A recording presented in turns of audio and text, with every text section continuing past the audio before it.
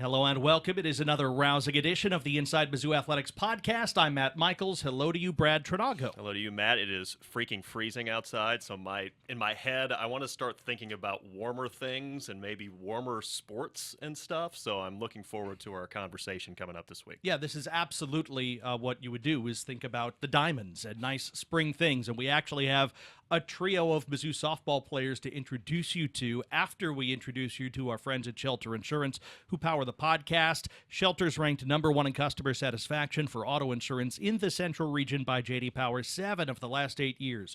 We're your shield.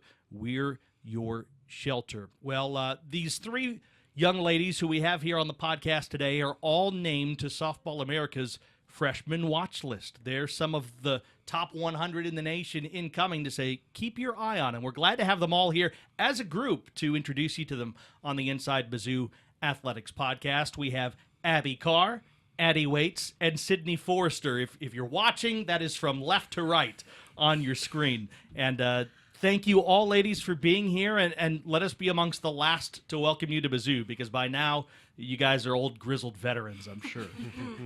Well, Abby, I guess we'll just start with you, but how have practices gone so far in your first year in college? They've been going good. Actually, the first couple of practices were rough. I'll be honest, I hit Coach in the eye, if anyone saw that, and I broke her eye socket, so it was rough to start. Okay, yes, we will be going. So let us explain, how did this come about to hit a coach in the eye socket in the first week of practice? I shouldn't even brought this up. I was throwing a bullpen, and she was standing where there was a hole in the net by the pole, and it tipped the catcher's glove, hit the pole, and then hit her eye. Oh, no. So high impact freshman. Yes. Right? Coach Anderson? Yeah. All right. So this happens with Coach Anderson, your head coach, right away, and after everything gets settled out and she, gets care and everything, what's that conversation like that you have with your head coach after this freak accident happens and it ends up in the hospital? It was a fluke accident, and she said it was a good pitch, and I said, I'm sorry, and she said, it's not your fault. That sounds like Coach A. It was a good pitch, so you can't be upset about it. All right. Addy Waits, well, first of all, have you injured any of your coaches yet? Not to my knowledge, Excellent. least. Okay, that's good. Next question. What's been the biggest adjustment for you to the college level so far? Probably just the schedule, not having your own room, not getting to go back to your own space after practice. That's probably it for me. Yeah, Sidney Forrester, you come here from Miami, Oklahoma. Yes. Growing up, you had to be no stranger to high-level softball in your home state. What made Missouri the place that you wanted to play, and has it lived up to your hopes and dreams so far? Absolutely. I would say, like you said, Oklahoma kids, especially in the sport of softball, a lot of high-level competition, and coming here on my visit, I think a huge thing was the coaching staff. Truly, it was incredible, and wouldn't change it for the world, especially this new coaching staff, because I know that's familiar to a lot of people outside of softball. And also, just I love the campus a whole lot. I think it's great. I think everything's conveniently close. You have your dorms, and then you have a walk over to the Matsy, and then you have a walk over to your academics-wise. So I think everything being so conveniently close is great.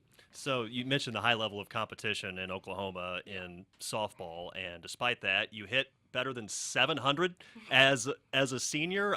I'm just curious, maybe you may not know the answer to this. Why were they pitching to you when you were hitting 700? It's crazy. To be fair, I did have over, I think, 20 intentional walks, as crazy as it sounds, too, with the batting average, but it was 50-50. I tried to keep a cool act every time I did get intentionally walked. It's just, it's part of the game, I guess. Now, have either of you had the same treatment when you were in either high school or travel ball? You familiar with that at the plate, getting the old four-finger treatment there to first base? In high school ball, yes, definitely. It happened a lot during postseason as well. Addy, there are 9 either freshmen or redshirt freshmen that are on this roster. You guys are 3 of them, of course. But has that helped your adjustment that there are so many other young players on this roster who are going through a lot of the same stuff? Actually, yeah. I love our class. I remember the first week we were all here. We spent every night together. Just so thankful to have so many people to talk to about, because we're going through the same things in life. So it's really nice. Interesting, Abby, that you're sitting next to Addy, and yet you guys are from two different parts of the state. Were you two familiar with each other, though, because of the nature of competition and high-level softball in this part of the world? Yeah, I've played against both of them since I was probably 12, and like I've ran into them at camps, and Oh, then wow. seeing them in tournaments, and then later on in the bracket as well. There are some veterans still on this roster, and I think of Cece Harris and Abby. And what are some of the things you picked up from her and some of the other veteran pitchers that are on this roster? Yeah, the way they compete at practice, and like they're leaders as well. So like being a freshman and looking up to them as a pitcher is pretty cool. Like getting to see what they do behind the scenes, not just on the mound. Addy, we mentioned, or Sidney mentioned rather, the new coaching staff and some new faces. And a face that's on your staff that maybe Tiger fans will remember is Emma Robbie, who played here and was a very successful player at the University of Missouri. She's director of player development now. How does Emma's perspective help you guys, having been a player pretty recently who's been through the wars here and has had a lot of success as a Tiger? I mean, she is like full of knowledge. Like she can just any situation we're in, she has stuff to tell you, information to share, and she's not like just a coach. I guess she helps us more than like softball wise. Sidney, you and Addy, as we mentioned, played club ball or travel ball or whatever it is. I don't remember. Yes. But you guys played together outside of your school teams. Was it always the plan, like, oh, we're going to go to the same place, or did it just happen to work out that way at the college level? Actually, no. Like, I think truly, like, when we look back, like, we never would have thought easily that we were ending up going to the same college. Because, like, it's like you know where you want to go, but at the same time, like, when September 1st hits, it's a lot of information thrown at you, so many different coaches calling, and, to find out now that we went to the same school and, like, we're roommates and stuff is, like, genuinely a full circle moment. It's crazy. How was that recruitment for you, Abby? Because you had a standout season, a Gatorade Player of the Year in the state of Missouri. Obviously, a lot of people want your attention when it comes to the recruiting process. How did you handle that while still, maintaining grades and making sure to play well on a club and a high school team? What was that process like for you? The process was good. I struggled mentally because during the fall is also when I was playing high school ball. So trying to balance both at first was really overwhelming as like a young adult trying to figure out what they want to do in their life. And luckily, at the end of all of that, I ended up at Mizzou, which was the best decision I could have ever made. And Abby, you were also a swimmer in high school. Yeah. So how did that work? Was it always like, okay, this is something I do, basically to stay in shape for softball, or was it something you genuinely thought about pursuing also? I genuinely thought about pursuing as well until my sophomore year in high school. I was like, softball's my number one sport, and that's when I took off in softball and I stopped swimming. Did you find it to be similar, Addy, the balance that you needed to stretch for in your life when it came to coaches are knocking on my door, I'm getting texts, and trying to make this decision in the middle of a bunch of other things going on, an important part of your life? I would say it was one of the best moments of my life, but also one of the worst at the same time. Like, it was the most exciting thing I've ever gone through, but I would say, like, stress, and, like, it was very hard for me to talk to coaches, just a bunch of stuff piled up. It was hard, but it was also very exciting. And Addy, you competed in multiple sports, too. You were a basketball player and also flag football. And, flag football really having a moment, in the next few years, it feels like. Well, first of all, why is that funny? Are you like a linebacker or something in practice? Or did they not know you were a flag football player? No, they do. I did not know that. Okay. So what did you like about flag football whenever you were playing it? It's just so fun. Like, it's just so refreshing to have something outside of softball that you're also, like, passionate about. And she's, like, super competitive, so, like, I feel like when it comes to, like, flag football and herself, like, she's just a very competitive person. So, like, I feel like that genuinely fit her very well. I wish I could have come to watch a game. It was so fun. What position? So defense, safety, and then offense, I was quarterback. Okay, right on. Yeah, well, I mean, I guess you should be, right? If you can throw a softball, you should be able to throw a football, kind of. Not all To of them some can. extent, yeah. Sidney, what interest did you have outside of the diamond when you were growing up? And, whether it's sports or something else? I'm just going to bring it up to get it out of the way. I did play basketball best one my freshman year. Our team went 0 for 21, so I just found out that, like, you know, maybe it wasn't my sport, or maybe it wasn't, like, you know, there's always a goal to be, like, a multi-sport athlete, and that just didn't happen to go that way for me. So I think through it all, like, with club ball and stuff, like, getting to travel everywhere was, like, very exciting. Yeah, just, like, simple little hobbies like that. So I think traveling was super fun for me. I always loved when we got to go to Colorado for, like, 2 weeks in the summertime and so-and-so. So, yeah. You're listed online as first baseman / outfielder. What did you play more in high school? So, actually, high school ball, I played shortstop all 4 years, crazy enough. Then club ball, I played really just right field, majority of the time outfield only, and I came here in the fall, and I finally was able to truly understand the system of first base, and I can't thank Coach and Emma Robbie enough because they truly were there to help me and help me understand everything because, you know, at the time when you're in club ball, like, you don't really know the true system behind a first base. It just seems like you got to catch a ball and you got to look, you know, for the next base or whatever. So I think it was great and very eye-opening to get to learn the first base position and now getting to work outfield more after learning it all. What is the thing that maybe most opened your eyes to what goes into playing first base at a high level? So genuinely, like, where you need to be position-wise, but also, like, for example, bunt coverages or what else? Like where you need to be in certain counts and etc. So I think that was really, like I said, eye-opening and just there's more going on than what you might think at first base. Addy, what about position-wise for you? I mean, it is pretty common to have a story like Sidney's, where okay, you're the best player, so we're just going to put you at shortstop. But as you've gone to the college level, where do you feel like you've kind of had a fit so far? I've only really I played some second over the fall, but I've mostly just really been at third. I will say in high school ball, my freshman year I played center field, and then the other 3 years I did play third. So I don't have as many positions that I've played, but middle infield, third, outfield. Yeah, Abby, I guess it's pretty easy to say, well, you pitched a lot in high school, and I presume played in the field. I mean, a lot of you will have similar experiences in that regard, but what about your development as a high school and youth player do you think has maybe been eye-opening now that you've gotten to college and competed a little bit against college athletes within your own program? I would say playing up. I played 3 years at 18s instead of 2 years at 18s, which allowed me to see the kids at the next level before they went off to college. So I feel like that prepared me to play at the next level. And, like, I played with multiple girls at Mizzou, actually, on the same organization. So I feel like that has helped me prepared. Are we ready for my favorite part, where we ask them to reveal some You're dirt rubbing your hands about the teammates? devilishly. Yeah. Like you're going to get some sort of mind-blowing answer that breaks the internet. This is fun. So I've asked them in advance, all three of our freshmen, to come up with something about each other that we wouldn't just be able to see online or in their bio and stuff. And actually, we already got one. Abby or Sidney, you can present our thing about Addy that we want to reveal to folks. You two go ahead.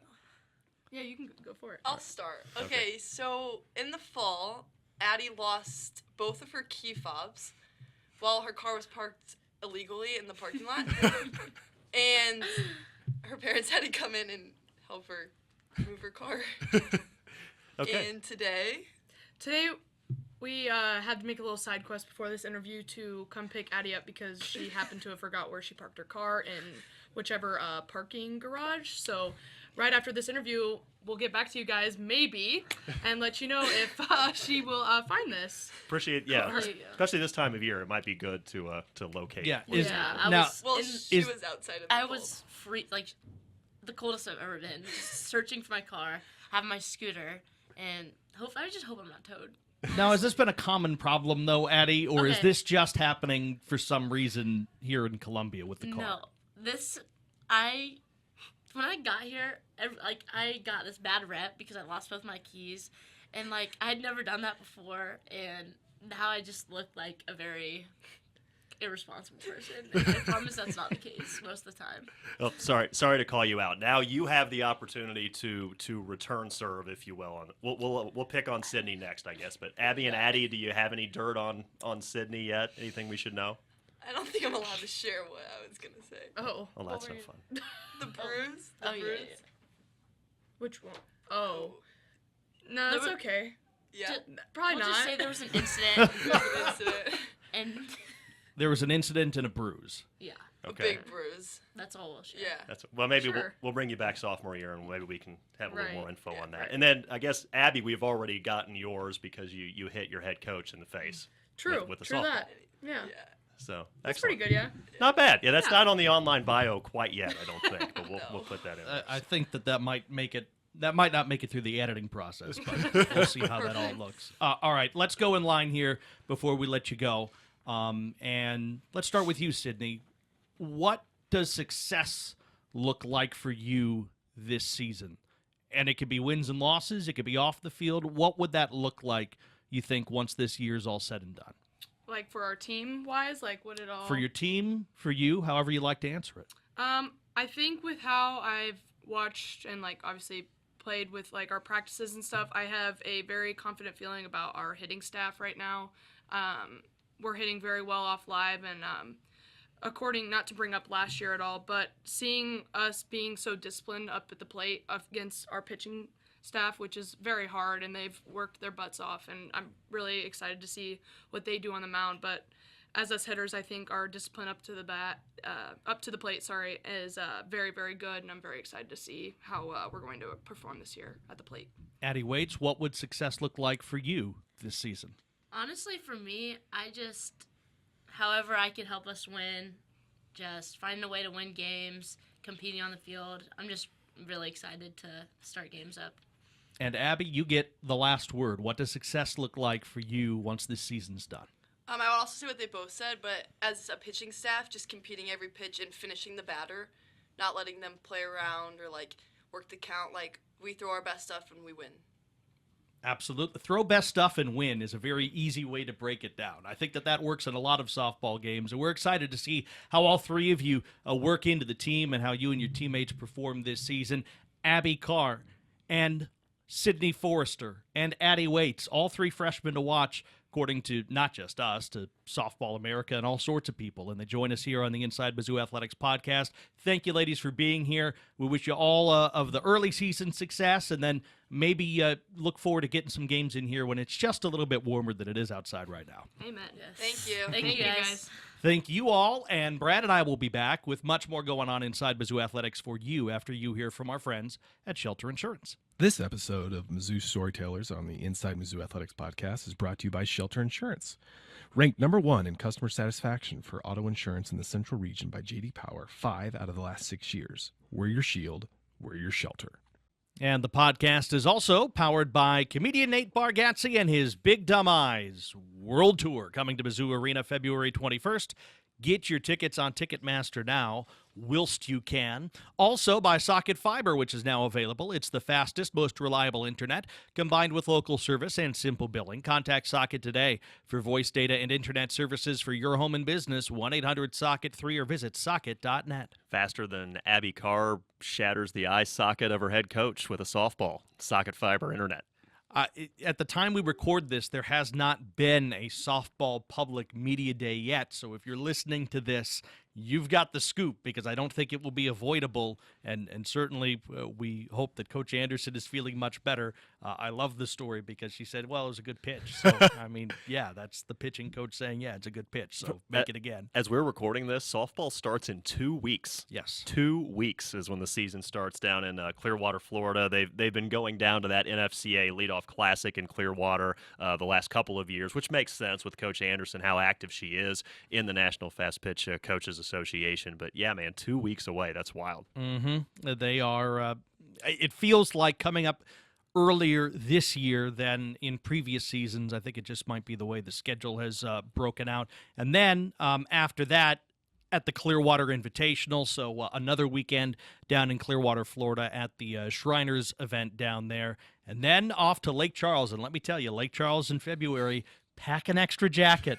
I will raise my hand to that. They'll be at the McNeese tournament for some games, and they'll get some good games down there, too. They'll play one against Houston, one against the Ragin' Cajuns of Louisiana, and then the Mizzou Invitational, the first chance you get to see them, February 27th is the Friday for that event. Drake, Miami of Ohio, and Wichita State will be in town. Plenty of softball there, and then before you know it, after that weekend, it's at Florida. So it's really not that far away from even when we speak today that the big stuff in the SEC is going to happen. But as usual, they have a very challenging non-conference. They'll play a ton of games, as all these softball teams do, and we'll learn a lot in the next 4 weeks about Mizzou softball and how they stack up here in the very early going. Certainly wouldn't be surprised, too, if 1 to 3 of those freshmen that we just talked to have prominent roles. Again, this is a very young team this season, and all 3 of them have really impressive resumes. I mean, you touched on Carr, who was not only the best player in the state of Missouri, but she was basically a consensus top 50 national recruit, so a huge pickup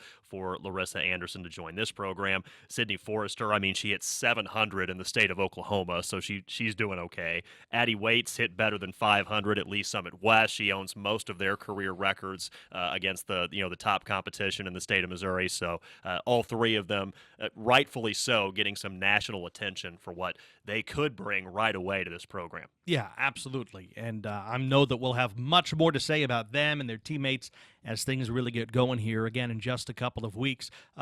Mizzou men's basketball, as it stands right now, is looking to get back up on the horse. And unfortunately, that only happens when you get bucked off the horse. They had their 2 games above 500 in the league, and it has gone away. Losers on the road at LSU on a Saturday in the afternoon and early evening, then back at home against Georgia in a really weird first half and offensively exciting second half, but the most recent result, Georgia 74, Missouri 72. The Tigers had the lead after a Jacob Cruz 3 with about 18 seconds to go. Georgia came down, called timeout, ran a play, got a layup and one opportunity, and Missouri's final shot wound up being a 3 that was off from Cruz. You can't blame the guy for making one big shot, but not the other. He's not afraid to take the shot, that's for sure. But the end result is you've dropped a couple. You're back down to 3-3 in the league, and as we've mentioned, we think the 10-8 gets you to the dance. Well, now you have to find a way to get those 2 wins somewhere, and you're going to really have to seize the opportunity you have on Saturday. Game still on as of now against the Oklahoma Sooners, who are a team that is, again, about at the bottom of the table in the Southeastern Conference. You didn't take care of it last weekend on the road in Baton Rouge. You really feel like you have to this weekend. It really feels like, I don't know how many of the 16 SEC teams you could just throw into a hat and see what happens, but it's pretty close. It's definitely the majority, and Mizzou's in that mix where you throw them all in a hat, and it's like, okay, that result happened. Yeah, sure, I could see that. I mean, I think about like Vanderbilt, who started out so hot and undefeated, and now they're losing by double figures, it seems like, every time they're on the court the last week and a half. So it's really hard to tell where everybody fits right now in this conference. And honestly, if you had to guess right now, the best team may be Florida, and Mizzou's already got a win in the bank against the defending national champions. So Mizzou has the potential, absolutely, to get to that 10-8 number or even beyond, but it's going to take some consistent play and some late game execution. I mean, on the bright side, Mizzou shot 92% on free throws, 11 of 12, so hopefully that's starting to come around a bit, but struggled on the glass, gave up 19 offensive rebounds, only shot 40% from the field. The three-pointers didn't fall at a consistently high level like you would like, so just got to put it all together, and again, Mizzou's going to be in that mix, and you get the feeling now that they're going to be flipping a lot of coins the next month and a half, but we'll see where the Tigers end up. Well, it may take another player elevating his game, or it might just take Anthony Robinson getting back to his game. It's these 2 games, it's no surprise that he's had 2 down games by his standard, and credit to T.O. Barrett for picking up some of the slack at point guard, to be quite honest. We know what this team's top end can be when Ant's playing really well, but if there are going to be struggles, someone needs to be the next man up. And whether it's Barrett or someone else comes up with a bigger scoring day, the Tigers held a Georgia team that led the nation in scoring per game to 20 under their average, actually 22 under their season's average. Georgia's 74 points in that game was the lowest total they've had in any game all season long. But the Tigers are going to have to get back to the 80s and 85s that we know that they can put up offensively when they're running right to be able to make the improved defense that we've seen from them count. And unfortunately, in these last two, that hadn't happened. And it's going to be really hard to get back into the 80s in terms of scoring without Anthony Robinson performing at a high level. I agree with you on that. It's not just his ability to initiate offense as the point guard on one end. It's how disruptive he can be defensively. And sometimes it's those steals and those forced turnovers that leads to runouts and easy buckets on the other end. So, again, so much of this comes down to Robinson and getting him back to a higher level. I agree with you. Credit to T.O. Barrett for stepping up and increasing his role as Mizzou has needed him to do that in order to stay competitive in these games. But I think it's fair to say that this Mizzou team is at its best when Anthony Robinson is playing well. Yeah, I think that is no surprise to anybody who's watched the season with a critical eye throughout the course of the year. So we'll see how it goes against Porter Moser and these Sooners and on down the line. But it will be important to just have the good feeling again pretty soon. And we'll see, like everybody who's traveling to the game, if you're listening to this Friday evening or early Saturday morning, just drive safely with the way the weather is out there. There are tons of events that have been moved across the country in terms of their dates and times.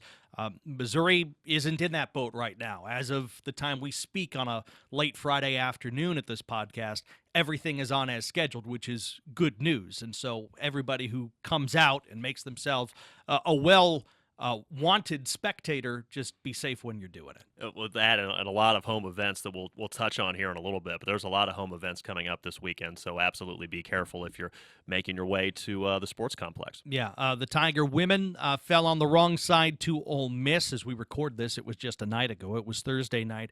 82-61 the final. Brad, I just appreciated listening to you being happy about hitting a three-pointer against Coach Yo at Ole Miss because it had been hard to come by the last couple of times. It seemed like for a team that hangs its hat on defense, Missouri performed capably, at least throughout the first half of the game, and then maybe ran out of fuel at the finish. 34% shooting from the field. So for what's typically a very efficient Tiger offense, and the shots just weren't falling consistently, and understandably so against what Ole Miss can do defensively. So the previous two home games against Ole Miss, so you got to go back to 2 years ago and then 4 years ago, Mizzou did not make a three in either of those games, which if you know how Mizzou offensively relies so much on the three, that's a wild stat. In fact, you had to go back to 2008 for the previous game where Mizzou had not made a three. So that's why I was so excited when a three-pointer finally went in for the Tigers. But Mizzou needed a few more of those to keep up with a nationally ranked Rebels team that's really good, really solid. They'll be in the mix in terms of potentially being able to host the first two rounds of the NCAA tournament. Grace Slaughter has just been tremendous, just so solid and so steady. Pretty much every game this season. She's scored in double figures every single game so far this year. She puts up 21-7 against, again, a very good Rebels defensive group. And now you have an opportunity. It's kind of similar to the men, Texas A&M, near the bottom of the table in the SEC standings. You got them at home. It's a real opportunity if you can beat the Aggies, get you that second SEC win, and then you head into the second half of conference play, and hopefully you can get a little bit healthier. I mean, Mo Vincent missed that game on Thursday night due to injury. Jayla Smith's been playing through injury, but she's clearly not 100% if you've seen her play the last few games. Shannon Dowell is pretty close to 100%, it appears, but still maybe not all the way back there as she works through a lower body injury of her own. And, of course, Mizzou already has three players that have not played a minute of this season as they've had injuries. One of them is definitely out for the year. The other two, it's trending that direction, unfortunately. So it's been kind of that kind of year for Kelly Harper in year number one, but certainly an opportunity, weather permitting, this weekend for Mizzou to get back on track in the SEC. Yeah, absolutely. And then, the week following is the off week, if you will. There's not a midweek game for Missouri, so maybe a chance to get a little bit healthy from the scrapes and bruises and take a full head of steam down to Starkville, Mississippi on the next weekend. Mizzou gymnastics, first of all, the home meet against Oklahoma, I loved the crowd. I was a member of it. The presentation is really awfully neat if you haven't been. almost aggressively cool in some ways. Like they use the ribbon boards just as like strobe lights, basically. I mean, they really put a lot of time and effort and thought clearly into the presentation. Mizzou fell to Oklahoma in that meet, in part because they had one balky rotation. It looked like a missed element on the leadoff when it came to bars, and then things on bars just didn't raise up to the standard from there. But through one rotation, Missouri had the lead on the Sooners. Oklahoma put together a sick vault rotation where they didn't have lower than a 9-9 counted. And so in the end, it's 197.425 to 196.925 for Missouri, just under a 197. But Missouri could easily have been there if they would have been just a bit more on their standard. And Shannon Welker after basically said, you know, we have done improvements in some areas. We're going to choose to take the silver lining out of this because these are correctable mistakes.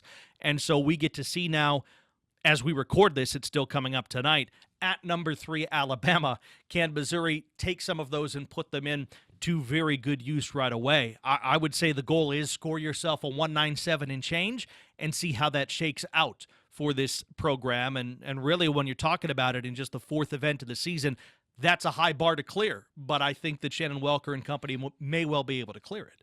I wasn't at the meet. I watched on TV, and yeah, the bars just kind of threw that whole thing off schedule, it felt like. But still, it was cool to see, you know, that level of opponent in that venue and what they've done to really make that the new true home for Mizzou gymnastics. So all the best to those Tigers going forward, including that tough matchup down in Tuscaloosa on Friday Night Heights. And then, get home safely from that one, too, because that'll be the challenge. Yeah, they might get to spend a little extra time in Tuscaloosa. We'll see how that goes. And then LSU at home the following Friday. And I should mention, quick programming note, Tiger Talk, which you can catch the replay of here on the Inside Mizzou Athletics podcast feed. This coming week on Tiger Talk, we're going to have women's basketball kind of take their bye week, and we're going to focus on Mizzou gymnastics in that first hour. So looking forward to seeing everybody out at Harpo's to support Mizzou gymnastics for that show at 6 o'clock on Wednesday night of next week. And if you're not able to make it out, of course, you can listen anytime right here on the podcast That's feed. very cool. Breaking news from Brad Trinago. There you go. So we'll have plenty of Heights to talk about. He will be an interested observer, as will we all, for what is being termed, by the way, it's Big Al's Bamily Birthday Bash. So you need to spoil Big Al's birthday in the meet and win it. Elephants can't do anything on the bars, Paul. You know that. No chance. I would think that would be a logistical problem. Mizzou by a million. The centripetal physics alone boggle the mind. Mizzou by a million. There we go. All right, we'll say that.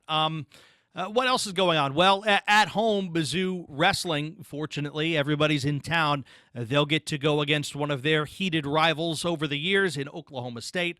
Both still nationally ranked programs, right? State comes in at 5th ranked in the country, but we know that Aiden Sinclair and company will have something to prove. It's not a duel that's gone the Tigers' way the last couple of seasons, and we all know about the injury concerns and stuff like that.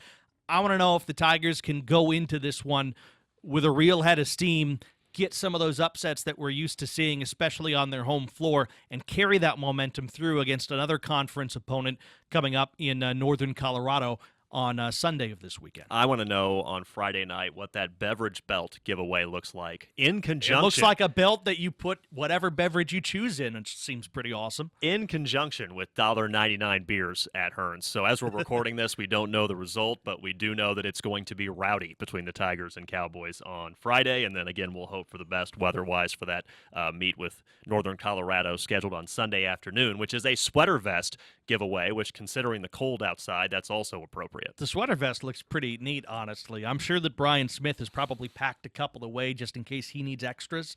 He's got many over, 20-plus years, but he may want one of the giveaways, just as an emergency. He's got like 20. Vest. He's got to have like 20 of those in his closet. I want to know if there's a closet just for sweater vests for Coach Smith. We should ask him next time we get a chance to talk to him. But certainly all the best to Tiger-style wrestling. Well, there was one change, the Bob Thiel Invitational in the indoor. That will not go on as planned. I think that's probably a prudent move for the indoor track teams across the area that might have made it in. But the Tigers will have their weekend to, I guess, do whatever they want if they can get on campus and get inside the field house, right? Sure, yeah. So previous weekend, Show Me Showdown was at the Hearn Center Fieldhouse, and there were 7 top 10 all-time program marks, so congratulations to everyone who made that happen. This weekend, like Matt mentioned, not going to have the Bob Teal Invitational due to the weather. Next week, it's the Dr. Rick McGuire Invitational, and that's scheduled for Friday of next week, and hopefully the weather cooperates for that one. It looks like it will. Yeah, that would be very welcome indeed. And, well, that's it really for the weekend that is, because tennis was last weekend. Yeah, tennis got things underway in the sporting mecca of DeKalb, Illinois. Yeah, that will never not be entertaining to me. Went 1-2 to open the 2026 portion of the schedule. Lost a tight one to the hosts, 4-3. Also fell to Wisconsin. They did sweep Chicago State up in DeKalb, and like you mentioned, nothing this weekend. But tennis will have the home matchup with SEMO coming up on January 31st. And then next weekend, swim and dive will be back in action as the Salukis come to town. So we get a little opportunity to catch some other Mizzou sports that'll be in action. And there was one more. I wanted to give a shout out to this young man, the men's golfer, Virgilio Paz. Had a tremendous effort, a runner-up at the Latin American Amateur Championships. That was last week in Peru. He shot a 64 in the third round, a final round 68 to make a playoff, and he came up just short on the second playoff hole. So he does get an exemption into final qualifying for the U.S. Open, the British Open, and the U.S. Amateur. But still, he just missed getting an automatic ticket to like the Masters and some other big events. But still, a really good showing for him. His opponent had about a 25-foot uphiller that he had to make to force the second playoff hole, and the gentleman made it. I would have said the young man, but he's 25, is the oldest winner of that still relatively young event, and he's a very big boy too. So you can't really say young man when he's pushing a hefty side of the 200 bill range. So the consolation prize for Paz is, like I mentioned, he gets exempted into final qualifying for a lot of major events. And he also gets to go to Hawaii with Mizzou Men's Golf. John Burns Intercollegiate in Hawaii coming up on February 12th. I'm glad that you made that part of the compensation package. I mean, he was already in Lima at that wonderful course and all the drama and this and that. I think he performed really well. I hate flyers, man, out of the rough. I'm not good enough to know what one of those feels like, but I know that they happen, and it happened to him. So he was in the mix at least, right? So he was right there and really performed very, very well. So that was a good thing to mention. An international stage, certainly, for the Tigers. And, well, we'll keep the stage open as long as we need to here on the Inside Mizzou Athletics podcast, because there will be much, much more to talk about. Thank you to basically half the Mizzou softball team for joining us on the podcast today. We hope you enjoyed that conversation. Thank you as well to our producer, Steve Sowers, who is on the job and rocking it today. We always appreciate Steve's help, and we appreciate you listening. Let's do it in a week's time or so. Sounds good to me. All right, that's Brad Trinago. I'm Matt Michaels. We'll talk to you then on the Inside Mizzou Athletics podcast.